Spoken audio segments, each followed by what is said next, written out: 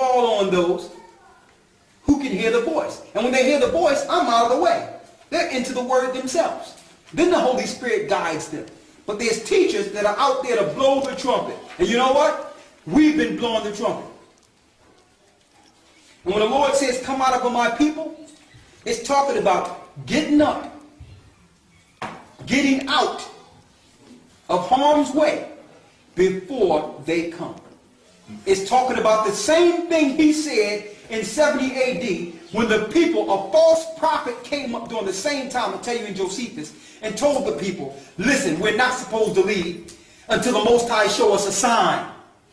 The sign was what Christ told them. When you see Jerusalem compassed with armies, flee.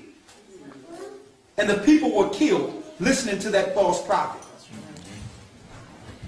So it's not spiritually moving any place.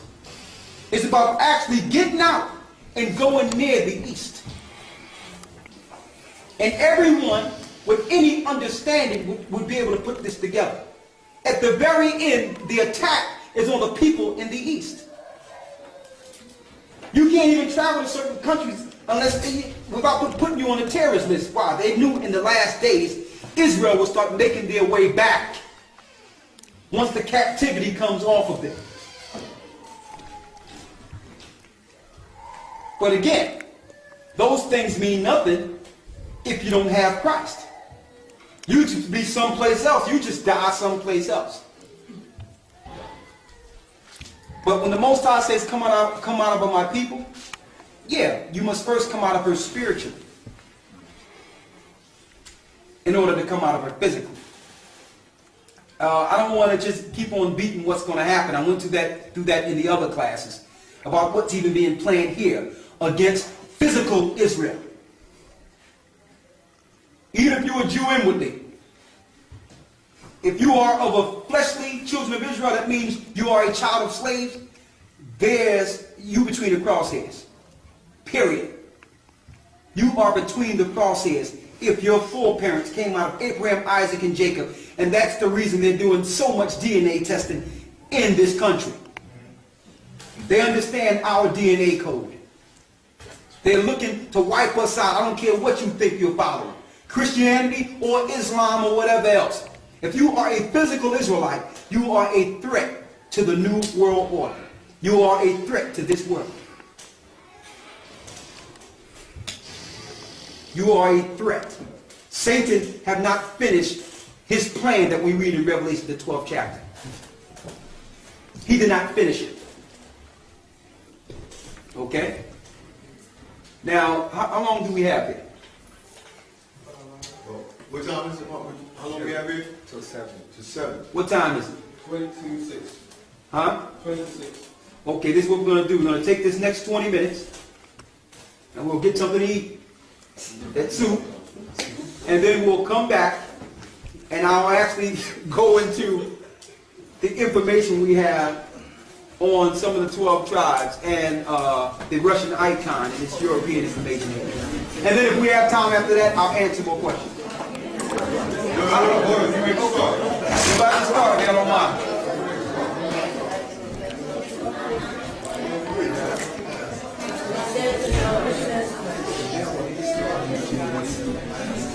I want to show something.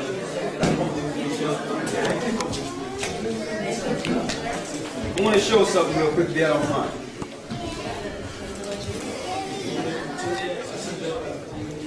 Now, this is what I want to show.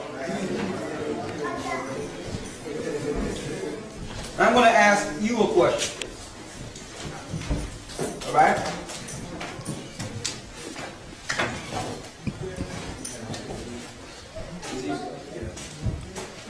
What benefit have religion done for our people? Anyone can answer. What benefit have modern day religion that are set up in this earth today? What good has it done to people? Do people have a lack of religion? No, it's too much. It's too much. Is there a lack of religion? Okay, so if we have religion and everyone is spiritual, why is the world in such a bad case? Religion's doctrine, it's not nothing to do with spirituality. But everyone that's in their religion feel that it's spiritually benefiting them. They're deceived.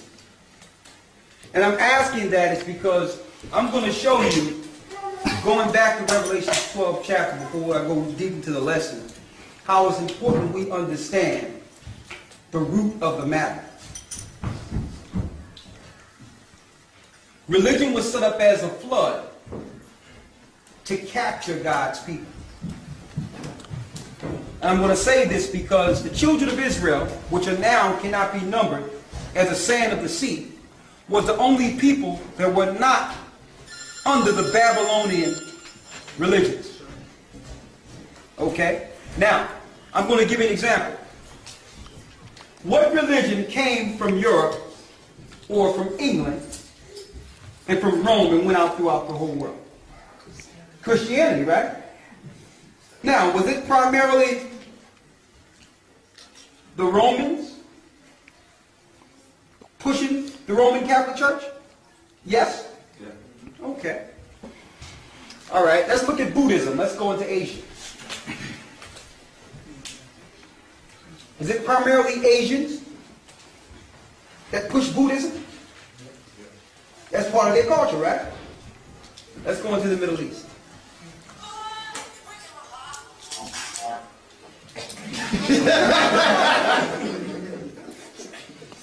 Let's go into the Middle East. Is it primarily Middle Easterns or what you will call Arabs following Islam? Yeah. Yes. Yes. So if that's part of their culture, where they grow up from these religions from birth, and just follow them naturally, they're not converted. In East Indies, the East Indies, they follow Persian mythology and some forms of Arab beliefs. But if they do this by culture, what people are the subject of their conversion? What people out of their religions, because their children grow up with their customs. So what people are they actually converting?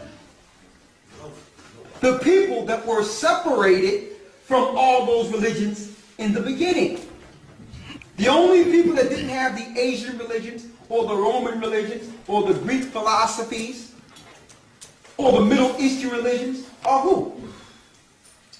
The people that parted the Red Sea, the people that came in and got the law, statutes, and commandments. They were separated from all the other religions in the earth. Now, once these people fell, there was open game for what was natural to these other cultures. Because they lost their nationality in their purpose, these other nationalities of religions were able to jump on these people. Now, and I'm going to say this because regardless of the religion that may divide us, it's one thing, especially people of color, I'm going to just concentrate on that for a second. It's one thing the people over here in England and the people over there in America, especially the black people, have in common. Ships. I don't care what your religion and what you believe in. Your forefather was up on one of these ships. Okay? Now, I'm going to look at this ship, and I'm going to see the Jehovah's Witness part of this ship.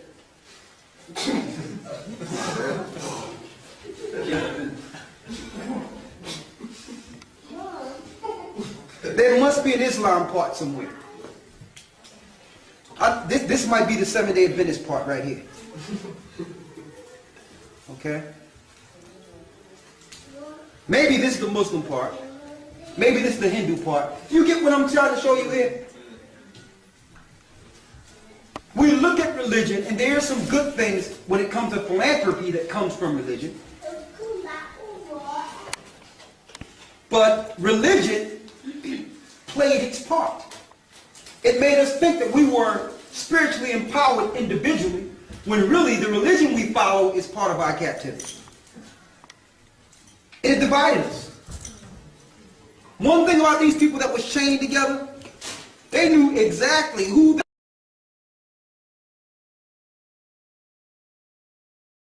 were and what their condition was and who was imposing the things on them. Who was imposing captivity and destruction on them. That did not go amiss. Okay, let me get off the ship real quick. You know, I'm off the ship. You know, I'm in a strange land. Man, I'm in a strange land. I lost my family. They got me working 7 days a week. Working my tail off here. Working and working and working and working and working and not getting paid. Then, one of the guys who's a hard worker comes up with a good idea. His name is Reverend Josiah Hansen. Reverend. He comes up with a good idea. Now, this is before there was Seventh-day Adventists, Jehovah's Witnesses, blah, blah, blah, blah, blah, blah, blah. And don't tell me Christ is different now than he was 1,000 years ago. Okay? That means Jehovah's Witnesses, Seventh-day Adventists, Mormons, whatever they might call themselves, Catholics, you can't tell me that you have a brand of Christianity that Christ didn't have. There was something going on before you came on the scene. Let's get to the bottom of it. I'm off the ship now. And this Josiah Hansen got a plan. If he can be a good Negro and teach the brand of Christianity that came from the Roman Catholic Church, I'm working my tail off 7 days a week. I can get a day of rest if I agree to go to church on Sunday. Now, mind you, I didn't choose this willingly. I wasn't converted. No one knocked on my door and asked me, have you accepted Jesus as your Lord and Savior? Okay? What happened was, I needed rest from them 7 days of work. And if it means sitting down in a church, listening to the good news that was delivered by the same people that changed me, I could get rest. So, I accept Cesar Borgia, because this is the guy they use as a painting to deceive the world and plaster him as Jesus Christ. He was the second son of Alexander, the sixth Pope of Rome. I got the book called Triptych Poisonous. Very evil and wicked and deceitful man. They could have chose anybody to be Christ, but they chose him. Slept with his sister Lucretia, who's in the Last Supper's picture twice. Killed her brother-in-law, killed his brother-in-law, the Duke of France, to sleep with his sister Lucretia. She's in the picture of the so-called Last Supper from Leonardo da Vinci twice. The father, Rodrigo Borgia, which was an evil, wicked, and despicable pope, the sixth pope, this particular guy was wicked, known for all types of evil concoctions against the people. Sister was used just to lay down with whoever so that the empire can gain more power. These are the people in your Last Supper. That's the Da Vinci Code. Cesar Borgia is in the picture 3 separate times.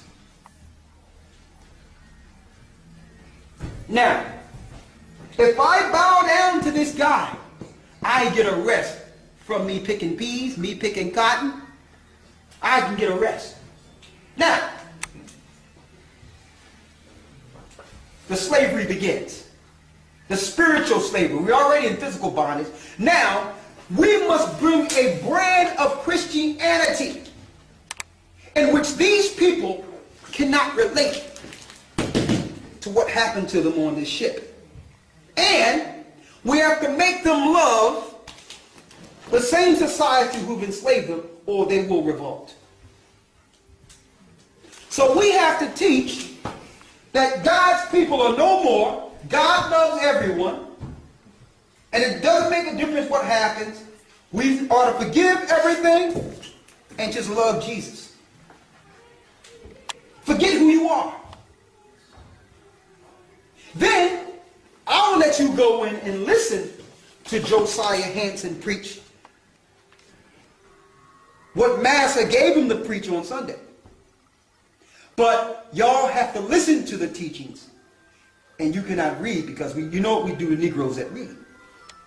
We kill Negroes that read. Mind you, in the churches that I frequent, especially in the United States, they sit and listen to the preacher, and you can count the amount of time they actually go into the book. They don't read. If you don't read, you can be indoctrinated. Listen, there is no more Israelites. God got a new people. Let me show you who they are. Jesus, who died for your sins.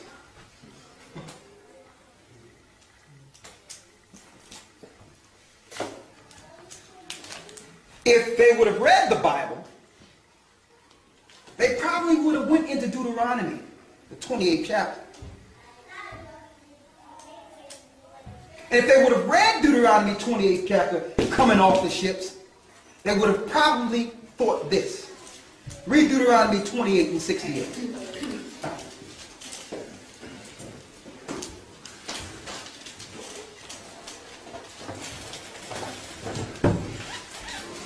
They would have probably thought this.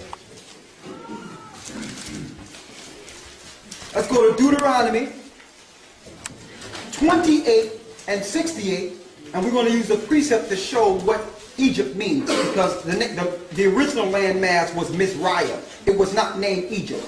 It was called Egypt by the Greeks.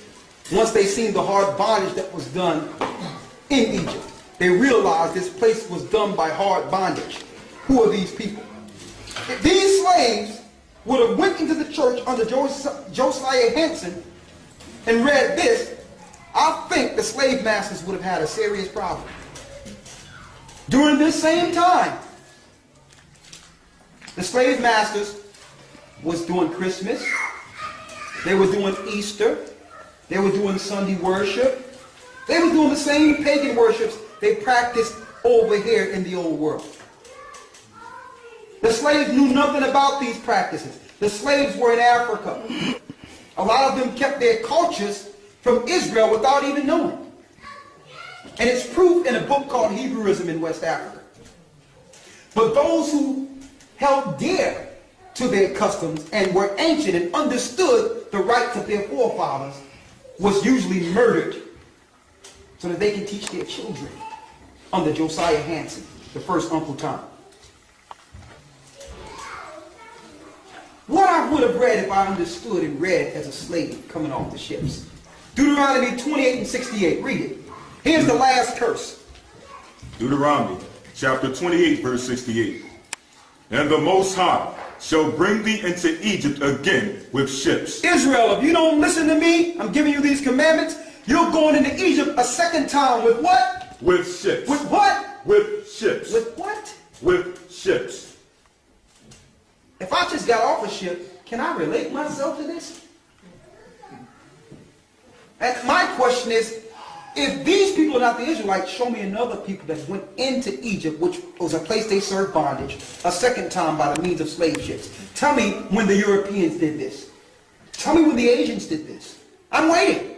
Tell me when the Arabs did this. I'm waiting. How do we know Egypt means bondage? Go to Exodus 13 and 3.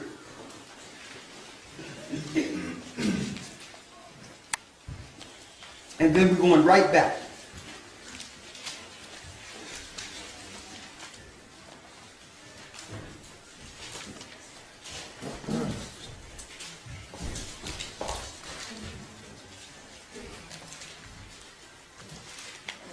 Read Exodus 13 and 3 for me, please. Exodus chapter 13 verse 3. And Moses said unto the people, remember this day in which ye came out from Egypt, out of the house of bondage. Out of the what? Out of the house of bondage. Egypt is the house of bondage. A place where the children of Israel served captivity under their oppressor, the Egyptians and Pharaoh. Moses posed as an Egyptian ruler in Africa. So the Israelites must have looked close in color to the Egyptians, the original ones.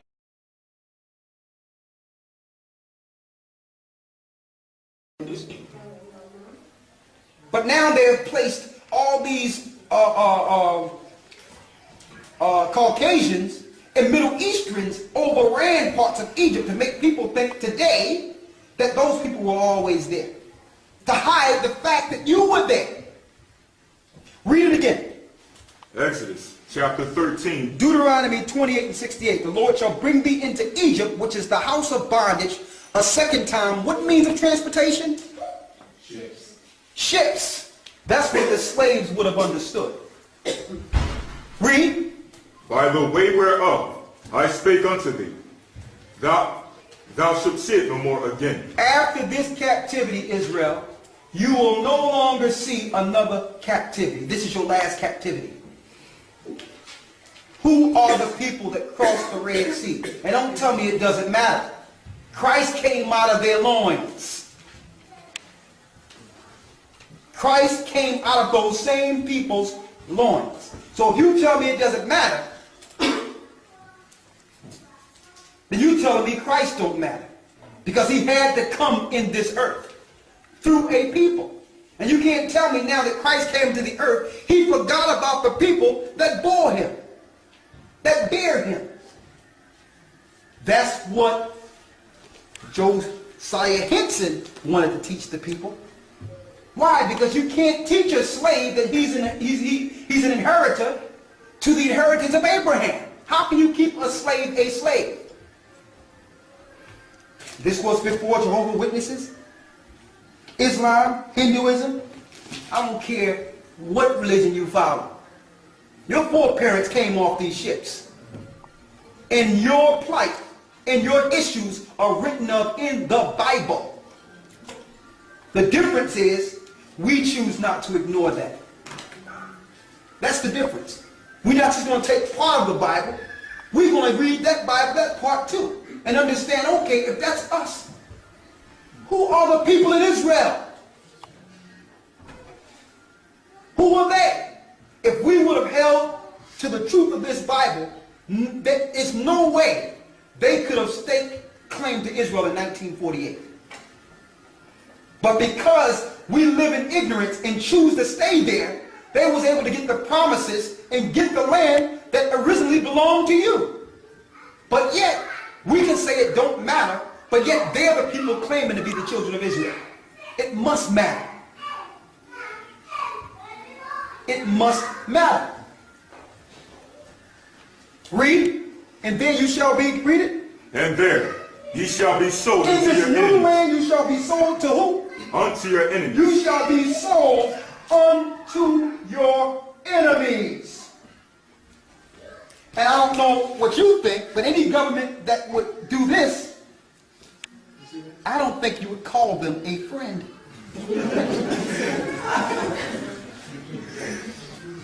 The Bible says this. Am I wrong for pointing this out? I'm just reading the Bible. What's wrong with this? If I can teach the inclusion of all people and say that Christ died, and through that, a light comes to the Gentile, and those that follow Christ can be saved, why can't I now also identify the original people of the Bible?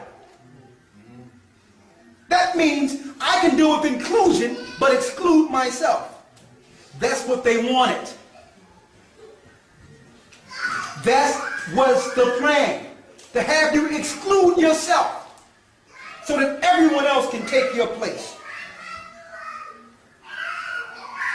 Read. And there And there you shall be what? ye shall be sold unto your enemies. There you shall be sold unto your enemies. And guess who was selling us, folks? Christians.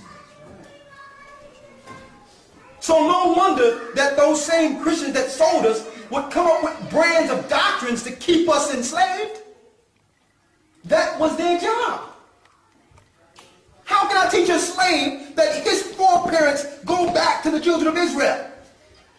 So in my doctrines, like the people that came up with the Roman Catholic wine of Babylon under Constantine and paganism, every church stemmed from them. And you notice in the Bible, it calls her the mother of harlots. So all the churches that stem from the harlot make some pretext or excuse to say that they're separated from her. But no, she's still your mother. Sorry, is that the same as the Whore of Babylon, the mother of harlots? Is that the same being? It's the same because it was the Roman Catholic Church and the spirit of that religion that bore and brought forth America. Okay, Americans didn't spring out themselves. Great Britain took the whore over there. Roman Catholic Church. And during the 1700s and 1800s, they all sat down. They're scientists, and guess what? None of us was there. They're theologians, look at it. None of us was there. They sat down and conspired with doctrine. So when these people get this spiritual awakening and seek the Most High, they'll have to go through our snares first. Then you had Jehovah's Witnesses, Mormons. A lot of people don't know the Seventh-day Adventists was first part of the Jehovah's Witnesses. Russellites. And they don't know, oh yeah, I can give you some history, brother. Yes, they were together at one time. I got the history, and I'll share it with you with no problem. Charles Taze Russell is the father of the Seventh-day Adventists as well. I know everybody say Eugene White, the prophetess, but no. Check out her husband, who was a Mason. You must do the research and understand that there was an agenda that was aimed towards these same people. Don't try to say you're against the Catholic Church, but yet you sprang from her. The Catholic Church links to Revelation, the 12th chapter, when it says that she, with the serpent, is going out to destroy the woman that bare the man-child. And they use religion to do it. Spiritual enslavement. It was Christians that dragged our behinds off of the ships. Christians. So don't get caught up in this religion. They didn't use Christ. They used this guy and taught you a new brand of Christianity that you would defend with your life as if you came up with it. And they can only do that by taking your identity and making it so that you have no sense of self. You have nothing to defend yourself, so you can only defend what they give you. But we all have something in common. I don't care how much you want to hate on anything. Our foreparents came off these ships. And we can argue religion if we want. 1 second, sister. But we cannot argue that. And that is recorded in the Bible. Now, I brought this information to Christians.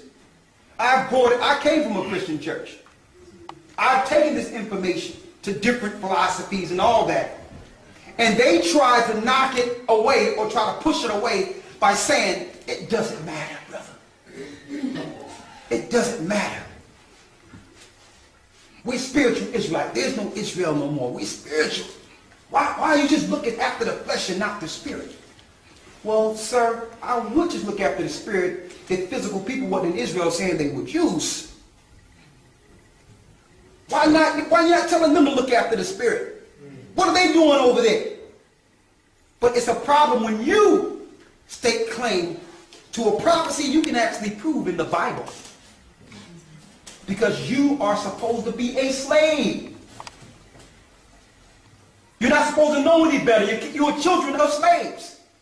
You're not supposed to know about your history past the slave ships. What are you talking about? It doesn't matter. Look at you. How can you be God's people? What do you have? Look at you. You have our religion we gave you. That's what you have. Telling me you're free. Telling me that you are the child of the free woman. Look at you. And let me tell you, the psychological play they did on our people. They had us defend our captivity. Check out that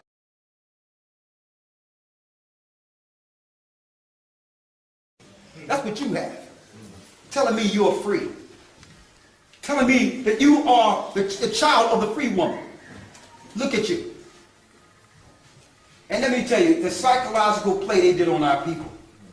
They had us defend our captivity. Check out that psychological play. They don't even got to defend it no more. They don't got to stand out and do what Josiah Hansen did and what the slave people did. What the slave masters did. They done recruited us now to do it for them. They recruited us. We will defend the religion that have enslaved us to our death. So I'm putting this out there because I want to say this based on what happened earlier. We are brothers. We are sisters. And we believe in Christ. We agree that. But the disagreement is the fact that we're claiming that we're the children of Israel. That's a disagreement. And I'm asking someone to prove that we're not the children of Israel. All the curses you read in Deuteronomy 28 pertains to us. That will be taken from our shores, taken from our families, wives separated, children sold. You'll lose your land. You'll be cursed from the time you're born to the time you go out.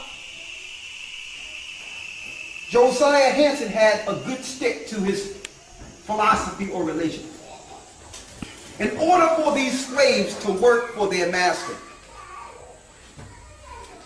and feel good and not feel dejected from this psychological evil that was done on them, Josiah Hansen was told by his slave masters to tell the slaves that they can come every Sunday and worship, and actually once a year they'll get gifts on Christmas from their slave masters.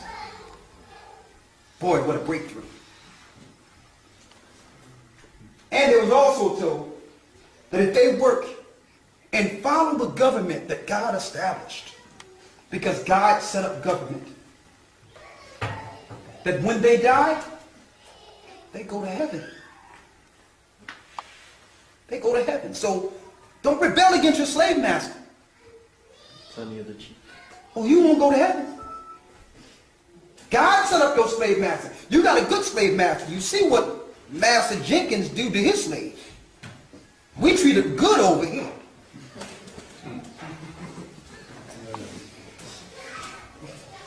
And I'm saying this because I am not going to follow any brand of nothing that's part of the destruction of the people of God.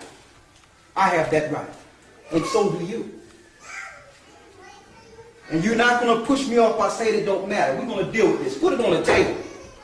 If we can consider those people over there in Israel to be Jews based on a European spat against another European, that's written nowhere in the Bible. But yet you will still in your religions back them as being the Jews with all your prophecies. And can't even prove that they're the people. I can prove who they are. I know who they are. They're Amalek. They're Esau.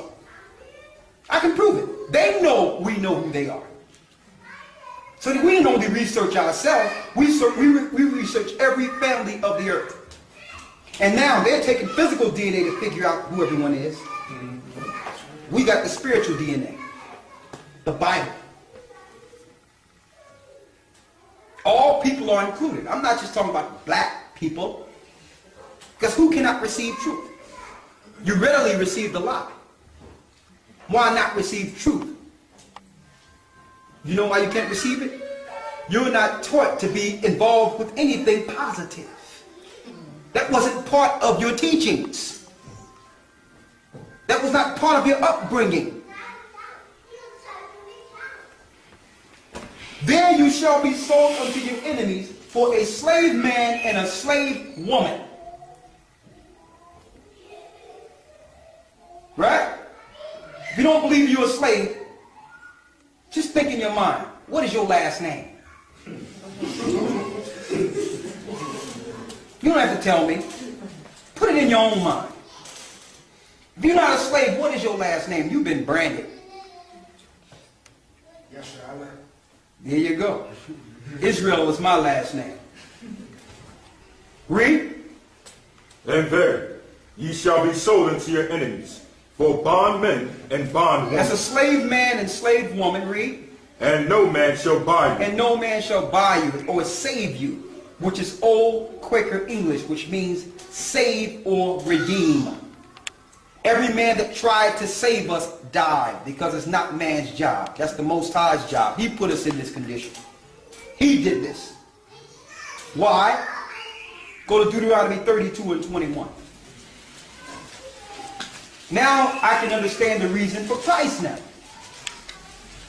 We needed a sacrifice because the people of sacrifice fell from the promise. And they needed to become adopted. They were rejected from the Father and they needed an adoption. Exodus 32 and 21, read it. Deuteronomy 32 and 21, read it. Deuteronomy chapter 32 verse 21. Go ahead. They have moved me to jealousy with that which is not the Most High. Read. They have provoked me to anger with their vanities. The Lord says Israel provoked the Most High to anger with their vanities. Read. And I will move them to jealousy with those which are not a people. So since Israel moved God to jealousy with the no God, he put up a no people for his people. So the people that are ruling today were the foolish nation that was put over us as a curse. Read it again. And I will move them to jealousy with those which are not a people. Which are not a people. Read. I will provoke them to anger with a foolish nation. And I will provoke them to anger with a foolish nation. Now think about it. Look at the money in your pocket. Look at your wallets. And the foolish nation the Most High put over you is the one that print your money and control your finances. And if that don't make you angry, I don't know what could. You were the people. Now the Jewish people own everything. And they are not even Israel. They're Esau. So the Most High fulfilled his promise. We are the children of the curse. What we're telling you now is that I thank the Most High for this generation because the curse is coming off of us now. We realized that we were the people. And this was before religion. Religion was placed in as a snare to keep us destroyed.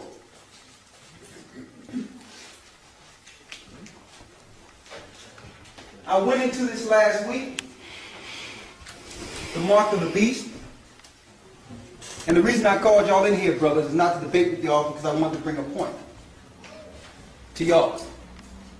And I wanted to say before everyone because I don't want us to get off at the wrong foot. And if I was abrasive, I do apologize. I want to say that.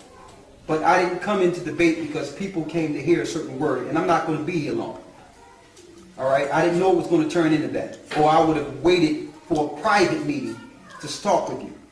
So I couldn't let that go on, or it would have been variance based on what we need to teach. All right? That's the only thing. So I don't hate none of you brothers, and I'm not against none of you brothers. I want to say that, because that's what Satan wants. All right? I didn't come here to fight y'all, man. So I apologize if I came off abrasive. But I've heard it over and over again. And I see what's going on with our people. And it's time that we get shaken out of this stuff. While we're using religion to fight against each other, they're planning to kill us all, regardless of what we're following. So we need to shake up. Everybody's not going to agree with the same thing. There's measures of faith according to what the Most High gave us. But I know you brothers have something equally important. Your spirit is, the Most High don't love me no better than you. Either way. So we have to come to a point where we can understand, where did the captivity start? Where that ship at, man? Hey, let me get this again. Where did we go wrong after this? One thing about a dejected people, and they've studied us, and they use psychology on a high level. One thing about a rejected people is they crying out for acceptance. And anyone that will accept them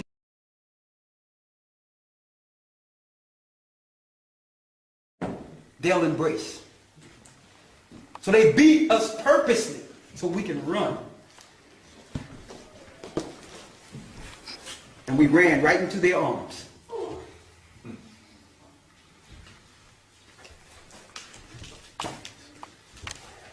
I wanted to bring out the fact that I know that Seventh-day Adventist teaches that the mark of the beast is Sunday law. I know that for a fact. I've sat down with Seventh-day Adventists. I've been to Seventh-day Adventist churches. I've operated with Seventh-day Adventists. Good people. One thing I can say about them, genuine and good people. I can't say that they would harm anyone. Okay?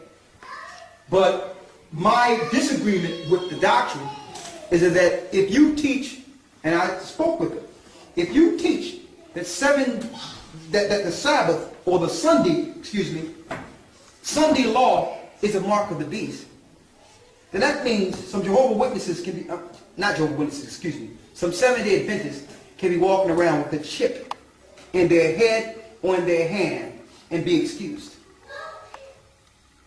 If you're going to teach that the mark of the beast is the government instituting the the first day of the week, Sunday, as a law, then it goes away from what Satan is about to institute in the earth. And it's chipping every person like cattle. And one thing I couldn't understand, and I had that argument about 9-10 years ago, is that if it's Sunday law, how can that be attached to buying and selling? The majority of people are going to church on Sunday anyway. Only the people that are following the law, like Seventh-day Adventists and Hebrews and people that know what the Sabbath is, they're the only people that's not really going to church on Sunday. And still, the people that's going to church on Sunday, they can still buy or sell whether or not they go to church. They can still buy or sell. It has to be connected to an electronic financial system. So what we did was, it was interesting to me. I'm like, Sunday law, let me look into that. I seen it online. I went to talk to Seventh-day Adventists. They dealt with me carefully. They was very respectful. That was fine. I'm like, let me look into that. I've never seen it from that angle. And then I went into the Greek. The Greek, it was a slam dunk. In the Greek, it says mark. Mark means the etching of the skin. That's a physical piercing of the skin. And it says to be received as a mark of servitude. So if you don't get this, you will not be able to operate and serve in a system. Now, then I related it to, all right, suppose I don't go to church on Sunday. Can I still buy and sell? Yes. But if the systems of the one world government purposely flatline all societies and governments, if they purposely bankrupt each country like they're doing financially and turning these countries eventually into third world countries, which is the plan, and destroy the people, once they flatline and take the money out of the system, they can actually institute a system in which you can spend the way you're used to. How many of you got debit cards on you? Almost everybody. So you're already used to spending without cash. So if they can use the war on terrorism to tell people that, listen, we have to know who's who, we didn't take money out of the system because the terrorists are using dirty money and unlaundered money to spend and plot against the government, they can take that same credit that's on your card and put it right here. And say, listen, if you're not a terrorist, you don't have anything to worry about. What you got to hide? You're used to spending without cash anyway. We're taking money out of the system. It takes too much to print money anyway. Now, if you want to buy or sell, you come down, go to your doctor, or go to your DMV, or that's what we have in the United States, where your driver licenses is, or go to your local authorities and get your card injected. Through your national database, we have your birth certificate, we have your Social Security card, we have your medical records. Barack Obama already signed that into law through the health care bill. That this is actually part of the bill that was signed for the health care bill. So the people that have their welfare, or those that have their Medicare or Medicaid, their medical assistance, they have to get it all on one database. So I don't know about Sunday's law. I know that this is about to be instituted through Verichip. I know that. And I know that based on what the Seventh-day Adventists have taught me, that they're not saying that this is the mark of the beast. So it will be a conscious decision on those that are Seventh-day Adventists to decide whether or not they want to get chipped. Because they're being taught within their doctrine that this is not the mark of the beast. All right? Now I wanted to bring that up. Now, you brothers are Seventh-day Adventists. Right? And I need someone to explain to me how this is not the mark of the beast. And I will not interrupt you.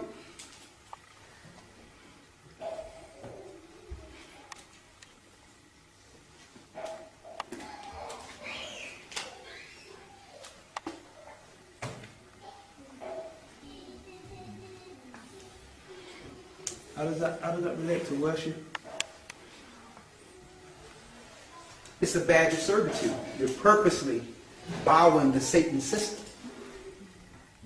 That's how it relates to worship. You don't have to go into a building to worship. People worship him all the time. People be in clubs dancing, worshiping Bacchus. You don't have to be in a building to worship. Your action, your activity shows a sign of worship. That's why it says as a badge of servitude. Is it similar to the way that people celebrate Christmas? They think it's for one reason, but you're really celebrating and worshiping together. Yeah, a person don't have to go to church on Sunday to be worshiping Christmas. That's a perfect example. They got a tree in their house. They got all the things it takes to do with Christmas. They're going out shopping. They're in the spirit of Christmas. So everyone being in the spirit of dealing with this particular spending system is worshiping the beast. Because the beast is presenting or giving this source of spending to society. And they trick the people by making you think that this will not be instituted until an antichrist is revealed. When Paul told us in Thessalonians that the antichrist was working back then. You're waiting for one man, and the majority of the seats you have within this earth are antichrist. It's the antichrist government. The beast is a government. And through the New World Order, they're looking to mark every man, woman, and child like cattle. They've tested this on dogs. They have tested it. And also, check this out. They tell you in Revelations that on those that have the mark of the beast, it was a sign of what they had because they broke out a grievous sore. Now, how can I get a sore from not going to church on Sunday? But in an article in the Washington Post last year, it showed people who had the chip injected getting infected with cancer. The people that was tested with this chip. RFID is the mark of the beast. There's no other way you can track people on an international grid. No other way. How can you make, what you going to take roll for everyone that come into the church on Sunday? How do you know who's not following? It's an electronic grid. And John, the Revelator, seen this. The technology that we see today was not during John's time. To let you know the wickedness of the religions that have enslaved our people. They knew it would come a time that this technology would be on the earth. And already had it in their doctrine to consciously allow their followers to get this. Consciously. The people that set up these religions, I'm talking about Seventh-day Adventists, I'm talking about Jehovah's Witnesses, I'm talking about Baptists, you can go down the line.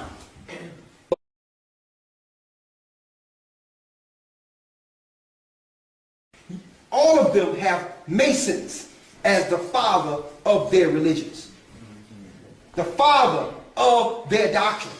And the Masons were set up to destroy the remnant of Christ. Hold up, the sister had her hand up, and then I can answer your question. Go ahead. So the system's going to crash, and then we're all going to get chips nose. Well, those- We're going to be a third world country, and then we're going to have chips nose. Well, when I say break you like a third world country, we're not going to look third world because you already have your infrastructure set. But financially, you're going to be operating as if you were in a third world country because you are not, you have to realize this, sister. You have a garden? Huh? You grow your own food, right? Okay, you have animals, you have sheep, you have lamb? Okay, what you're used to and what we're used to is someone driving our food to a supermarket. That's what you're used to. You have to realize under national emergencies, under the New World Order, all resources revert back to state in an emergency to control resources. So the resources, the pretext is race wars, and the pretext is terrorism. They're going to use that to say, listen, we have to get a hold on this thing under some level of martial law to control this chaos that they actually created. So is this every single country, like from China involved? China is involved. China is involved, absolutely. Look at every country under the UN right now. They are involved with the New World Order. Yes. So they've got all our information, this is what I mean, I don't understand why they need to put it in a chip to... Well, it's like this, sister. If you want to find out... Okay, I'm going to give you an example, sister, on a low level. Right? I take care of you, right? I make sure you have everything you need, right? I look out for you, right? But yet, you are giving your glory and honor to someone else, right?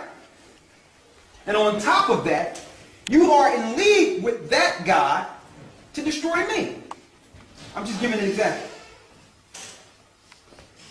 Satan took Christ to a pinnacle and told Christ, see all these empires? They can be yours if you bow down and worship me. You got that? If you bow down and worship me. Now, Job 9:24 tells you the earth is given into the hand of the wicked. Our kingdom is coming back to Christ. Now, here's the problem Satan has. He have a short time, and yet he have a system set up that have been actually taking care of those who might oppose him and destroy him. So those that don't follow his image or follow what he's instituting, he no longer wants to take care of. As long as you was down with him, that's fine. Well, get the chip then. Get the mark. But he's not going to continue to feed you and take care of you. And you're looking to join Christ's army. So now a system must be set in place in which he can identify those he needs to destroy before the second coming. That system is electronic. Those that don't get a chip, they'll know are not down with the New World Order. So therefore, a sheet can be made with all the people that didn't get chipped on this electronic grid, and now we have a terrorist list now. We can put all these guys on a no-fly list, terrorist list, starve them out, kill them, destroy them, because if they understand Revelations about the mark of the beast, there's a chance they are a part of the new kingdom. You understand? That's what it is. So why are they warring in Afghanistan? I don't understand it. Sister, these wars are set up because you have other countries who are not with the same order. And with them setting up their order, they have made enemies. In order for the Jewish people to establish what they've established in the earth, they made many enemies. So you have alliances against them that if they don't stop these people, they're looking to blow Israel away. So they have to fight them. These countries are exercising nuclear power. Ultimately, it's what we told you the other night. It's leading to the battle of Armageddon, in which Christ brings the last war, in which he stomped out all the armies that are in the earth.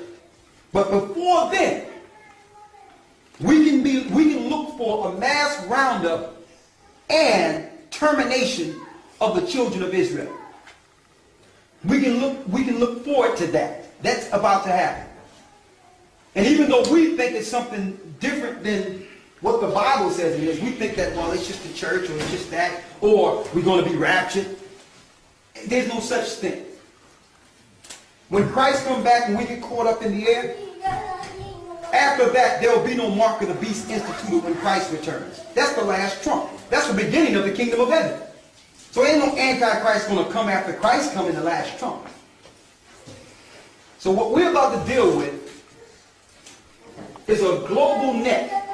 The last war of 70 AD on an international level. They put Barack Obama in the seat. Why? Barack Obama give them entrance into the country they want to destroy. Africa.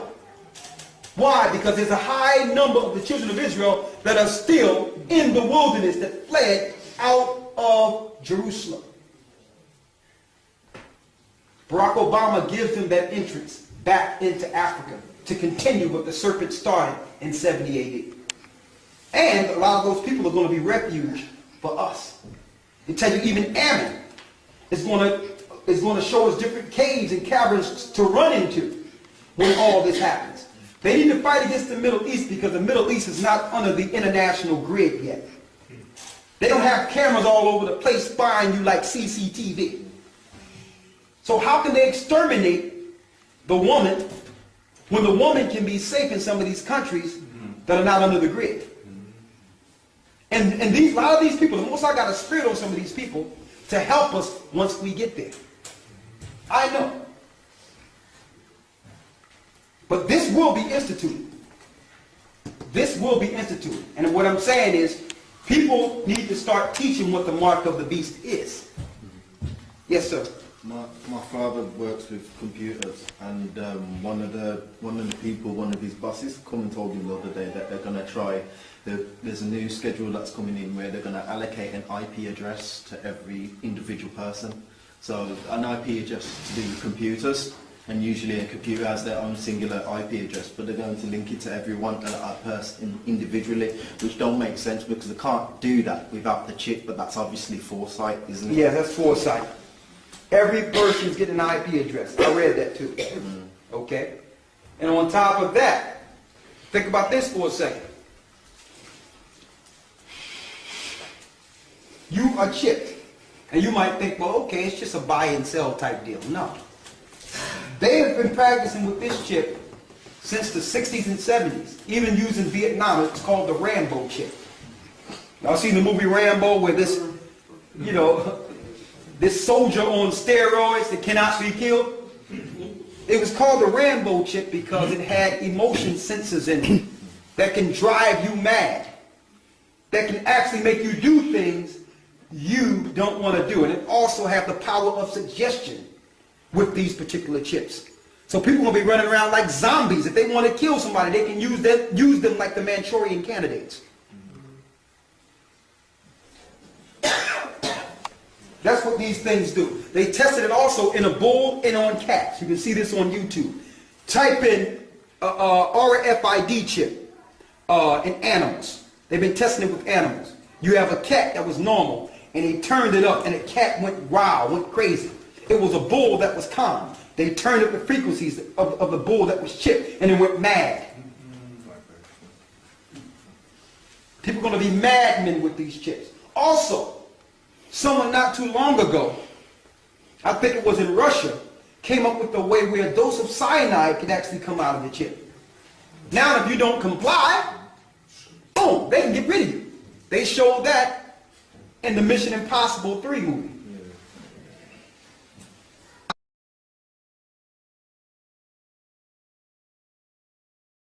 They show all this stuff in the movies. All these things in the movies. And they're coming to this. They're coming to the chip. There's people in America right now that's called the Baja Club in Florida, where if they're chipped, they go straight to the VIP room. They go to the VIP room, they scan themselves in, and all their drinks and everything they order come directly out of their bank accounts. And when they get a drink, a person just pull out one of those readers, put it on their arms, scan them, boom. They get their drinks, don't have to worry about paying. They feel special. They feel like, you know what I mean, I'm empowered. I just walk through. On your IBM commercials, you see a woman on the commercial that's going through the supermarket, putting everything on it and rolling out. And it looks like she's stealing everything, right? And then a receipt comes out. They say, thank you, ma'am. She's chipped. They got a guy that comes like he's stealing things. Look, he's stealing stuff out of the market, and he walks through the grid. Notice when you go to Tesco in certain places, they have in place where one don't need a teller anymore or a cashier anymore. You just go. They want you to go ahead and get used to doing it yourself, and they got one person that's watching it all. That person will be military or security or cop soon. They will not need cashiers or tellers. They get you prepared to deal with the system that's already here. Mentally. So now you're going to be able to put your stuff in the bag, walk out of the store, boop, and go home. It'll be credited right off. Don't say they can't do it. Don't say they can't do it. Because a lot of you have your license cards, and y'all run a red light or whatever y'all have here, y'all go too fast, and y'all receive the bill in the mail. Your ticket comes in the mail. The system is already in place. So what I'm saying is, teaching that this is Sunday law is antichrist. And I know, even though you think it's Sunday law, even if you do, you're still not going to get this up in you, are you? No. Even if you think this is Sunday law, somebody tell you to come get this up in you, and you realize that you're not going to be able to buy or sell without it, you're going to know it's not Sunday law then. Because they're not going to usher it in a way in which you don't voluntarily get it. It's going to be ushered in a way which is voluntary. Convenience. Why? They don't got to force you to get it. If you don't get it, you don't eat. You don't eat, you die. Yes? Who's the false prophet? Is it Muhammad? Huh? Prophet Muhammad? No, Muhammad. A lot of people, some things people don't know about Muhammad is that Muhammad knew a lot about Christ, but they don't teach that part of it. All right? They just used him to bring forth another religion, but they taught things that he didn't even teach in this new religion. What they're teaching is just Persian mythology. The false prophet is in the Pope. Okay? He's a sorcerer.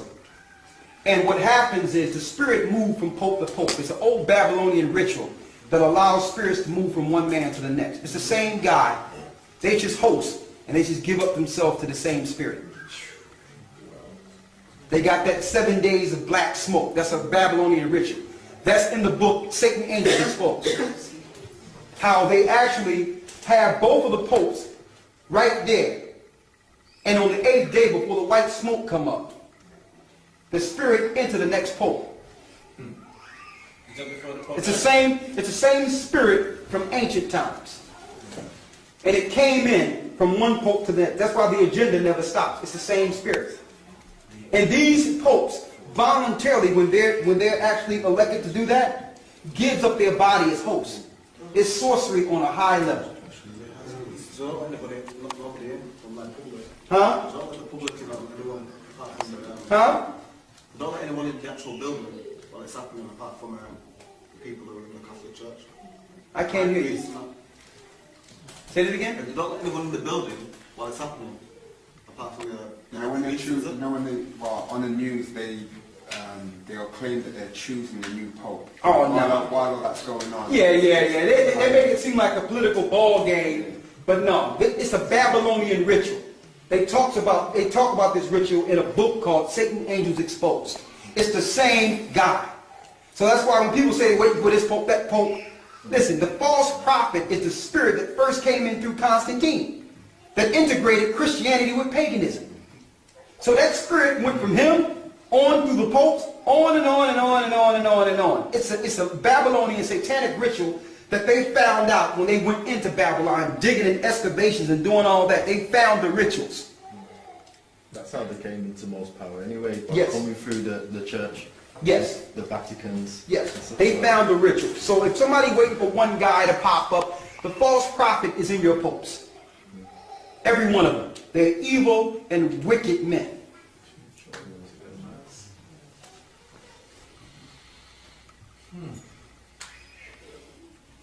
So I just wanted to bring out, because I know I wanted to go into the 12 tribes, but I didn't have the opportunity. But I wanted to end this on a peaceful note and show you that according to the Bible, we are the children of Israel. And I want to go to Isaiah 49 and 6 before we break down.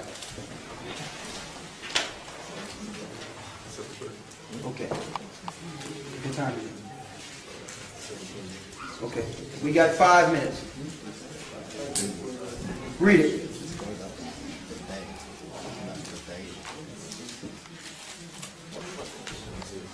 Is there any chance, Isaiah 49 and 6. any chance you can like express on who they are? I mean, I've done my own research. but They? yeah, I don't want to know. Okay, your I'll take let you on know who that. they are. That's no problem. Read. Isaiah chapter 49 verse 6. Read. And he said, it is a light thing that thou shouldest be my servant. Read it again. And he said, it is a light thing that thou shouldest be my servant. So some people might think they're servants of the Most High. But you're not a servant unless you're doing the directions of a servant. This is what a servant must do. Read. To raise up the tribes of Jacob. To do what? To raise up the tribes of Jacob. Now that's hard for a servant to do his job if you have no idea who the tribes of Jacob is. Read. And to restore the preserved of Israel. How can we restore the preserved of Israel when we're taught in a society we live in today that Israel is done away with? So that impede your opportunity to actually do your job as a servant. You're supposed to be able to raise the tribes of Jacob again. How can I teach that not knowing who I am? Read. I will also give thee for a light to the Gentiles. Now that we have raised Israel, then we can be a light to the world. Now the other nations are involved, but not me being ignorant of who I am. So the Most High gave Moses the laws so that one day the earth could have these same laws and live in righteousness. But instead of us teaching the righteousness that came from the law, we started following the nations whom the Most High told us to stay away from. It was in reverse. Now it's the Gentiles teaching the Israelites now. So now it's time to get things back in order. A servant is to raise the tribes of Israel so that we can in turn be a light to the Gentiles. Not embracing everyone and saying that my foreparents are done away with. How can I embrace everyone when I don't even know who I am? You ask me, who are the they? Go to Psalms 83 and let's show them who are the they. Who are they? When I say they keep doing this, they are doing this. Who is they? Because in Luke,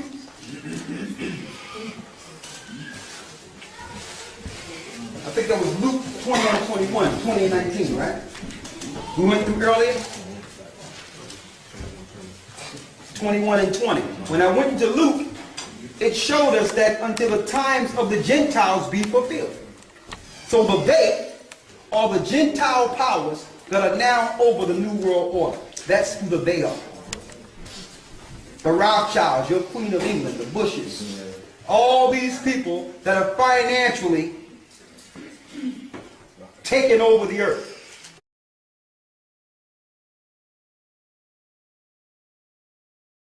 the Bilderbergs, all these different families who have separated themselves and are an enemy to the people that live in the world. They are Satan's minions. They're the people Satan is using to destroy the earth and concentrating on destroying God's people. They are the they. The same governments you reverence and protect through religion. The same government Christ is going to throw down on.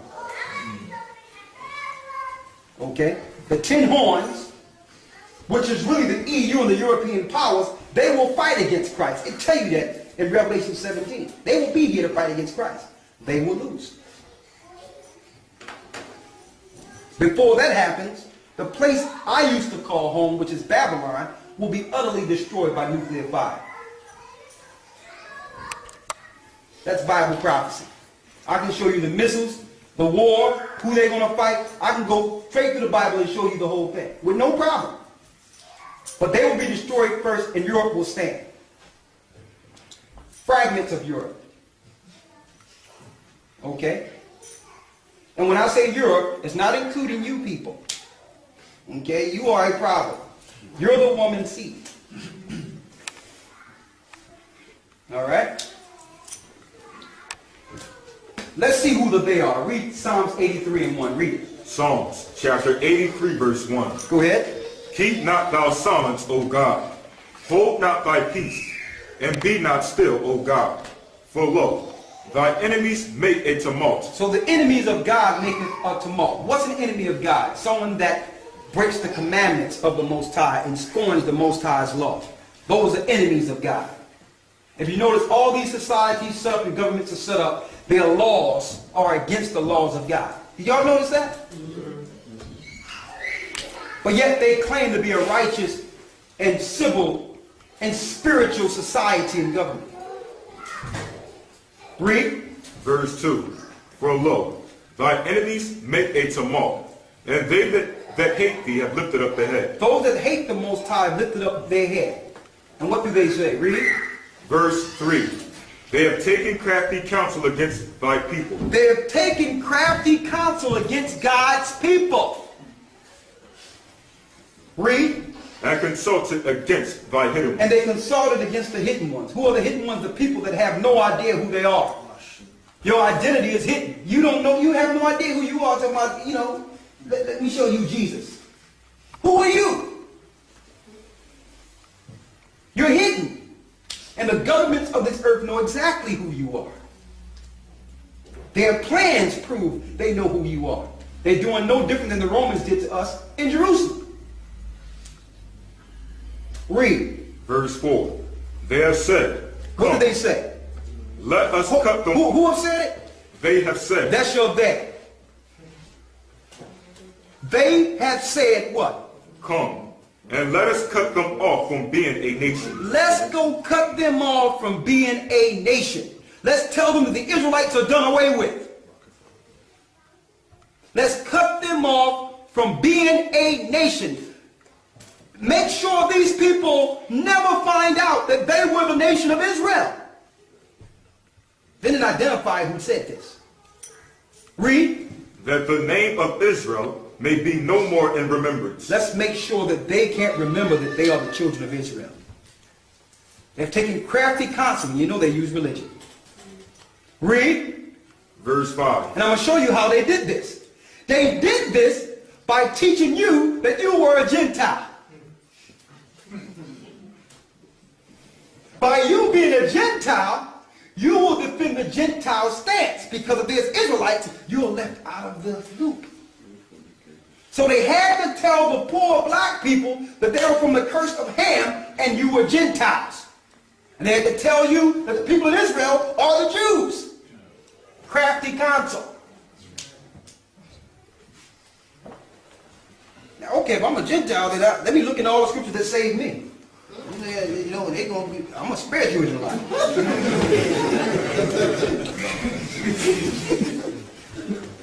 Crafty counsel.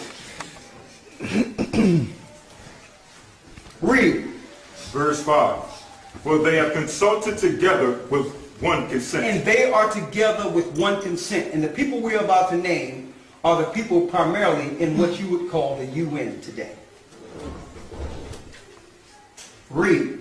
They are confederate against thee. And they will be a confederacy against my people. That's what the Most High is showing here.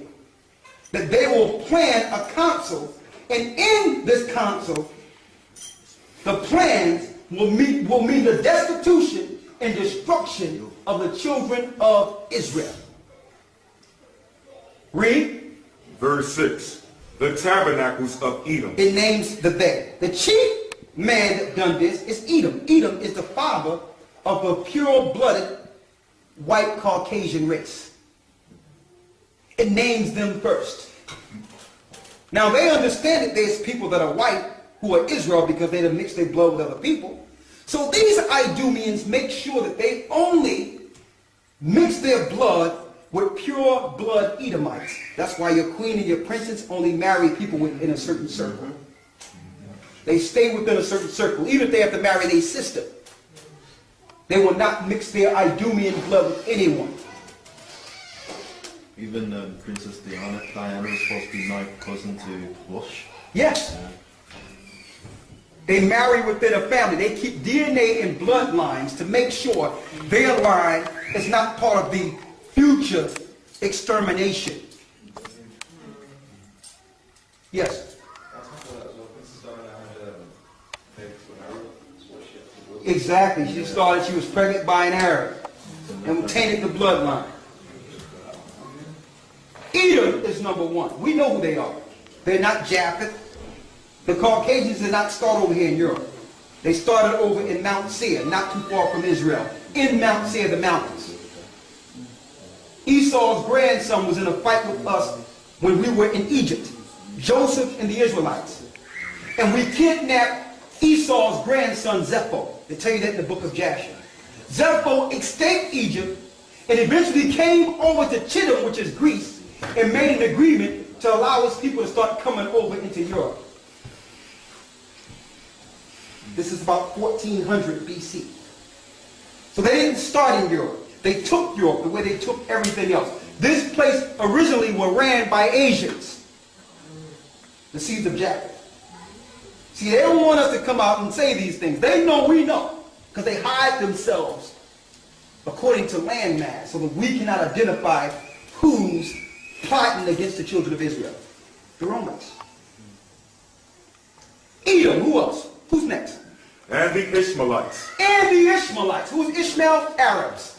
Now you notice the religions we predominantly are spread amongst are Christians that were set up by Edomites and Muslims or Islam that was set up by Ishmaelites. They targeted us so that we cannot understand that we were the children of Israel. They have done crafty counsel against thy people. They have consulted against thy hidden ones. So even though you're getting some level of spirituality in these religions, you don't know who you are. You don't know what your purpose is. That means their job was well done. Okay? Now little rogue guys like me is a problem for them. Because I'm not under their status quo. We are able to freely be led by the Holy Spirit to seek truth without someone dictating what we can learn. And that's dangerous. If you're in any of these religions, you are not a threat to them at all. Somewhere they have you trapped.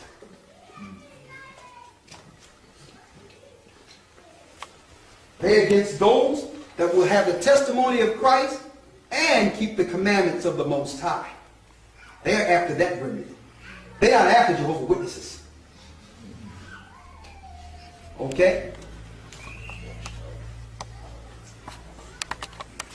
All I'm saying at this point is, to tell you the truth, and I'm going to put this out there, when you read that whole chapter, it tells you all the nations that conspired against Israel to take advantage of Israel one at a time. I used to look at that, maybe I was inquisitive as a child or something, because